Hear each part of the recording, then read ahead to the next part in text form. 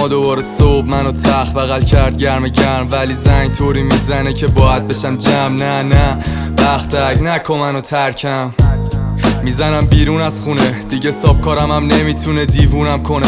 اون تو فکر این که به غر زدن ادامه بده، من تو فکر این که کاش امروز میموندم خونه. نه از این بچه مایه‌ام صبونه پول میجان، نه از این عرازلا که همش تو شروول میخورن. من تا نفس راحت میکشم بازم شمه که تولد سال بعدیمو فوت میکنم.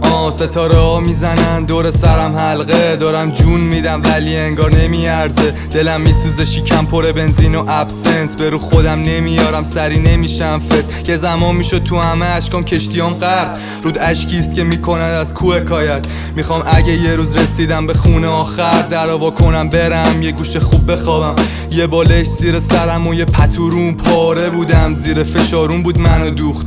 انگار خواب نیمه یه گم شده یه منه، هر چقدر پرت باشم بعدش میشم جمع و جور. تک و توک تو پارکام لش زیر آلاچیقون فازا که گارد ریلو بغل کنم با ماشین. یکی بهم گفت میکنم عوض به دنیا دیده تو، اونم مثل بقیه میوه‌ام چیده شد. دنیا یه سری درس میده بهت که نمیفهمی، اگه عقب موندی ازش قبطه نخور. اگه واسه چیزی که میخوای نمی جنگی پس برای چیزی که از دست میدی گریه نکن. دوباره صبح خودمو دارم میبینم تو آینه، انگاه ساعت خوابی که داشتم نداشته فایده. نشون میدم خوبم چیو دارم قایم میکنم، من دیگه مستیم دردم و دوا نمیکنه. هایده از هیچ و خمایه با دوبور میکنم، خورشید میشم با آسمون طلوع میکنم. چو پشتم خالیه زیرم خالیه، هی باز مثل قبل سقوط میکنم. حالمون خراب زمین زیر پامون آسمون، امید هست که بالاخره میگیره کارمون. امید هست که بالاخره میشینیم جای خوب، میرسیم به چیزایی که یه روز میدیدیم خوابشون. و بعضی وقتا میشه سنگ بود و شیشه نشکست. هوا سرده میتونیم باشیم پیشه هم گرم، میسوزه مغز میزنه بیرون خونه از حلق میشه تو غم سبز شه رو لب یه لبخند. از خودم راضیم هر چقدرم که کارم بده رسام پکاش همراش حتی اگه یه مو باشگاه نره.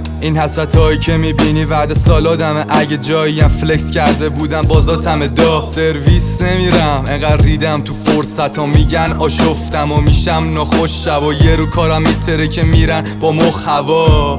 تا اون موقع لیکن حالم خراب.